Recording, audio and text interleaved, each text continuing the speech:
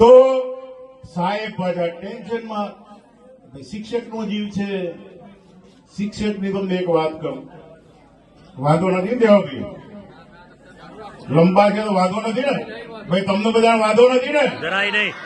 Class લેવા ઉભો થયો છે એટલું યાદ રાખજો, એને ધોકો તૈયાર છે. વાહ.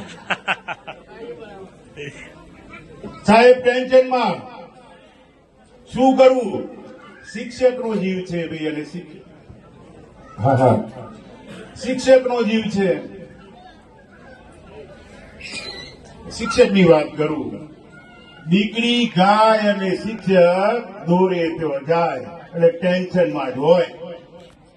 હવે વાત મળી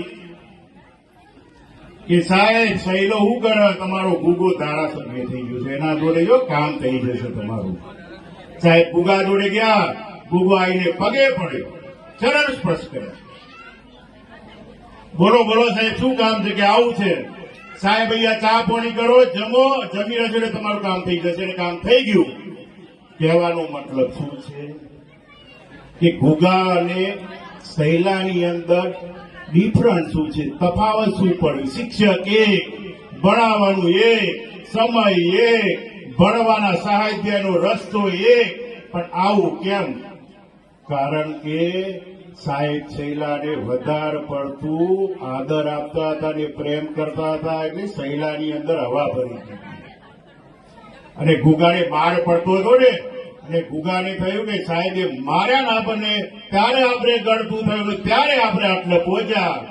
અને જિંદગીની અંદર મારે તમને એવું કહેવું છે કે મેં તો ઘણા બધા બી ધર્મેન્દ્ર મારો 1998માં ફર્સ્ટ ઇંગ્લિશ સ્ટુડન્ટ, સૌથી પહેલા મેં એને અંગ્રેજી ભણાવેલું.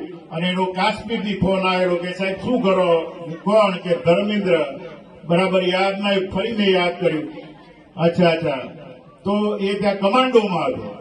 ઘણા બધા વિદ્યાર્થીઓ કમાન્ડોમાં છે, રિટાયર્ડ થઈ ગયો આ ઉંમરે. હજી મારા રિટાયર થવાનું બાકી છે ને રિટાયર થઈને આવ્યું.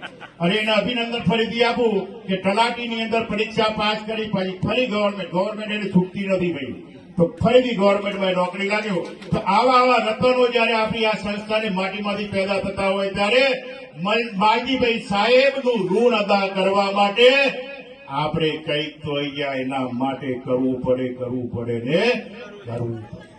ઘણા બધા વિદ્યાર્થીઓ ઘણા બધા સંપર્કમાં છે. માવજી છે એ પણ કમાન્ડો છે, વધારે વાત કરતો નથી. પણ તમારા બાળકોને એક આંખે રડાવજો ને એક આંખે હસાવજો, નહીતર ગુગા અને સહેલા જેવી વાત થશે.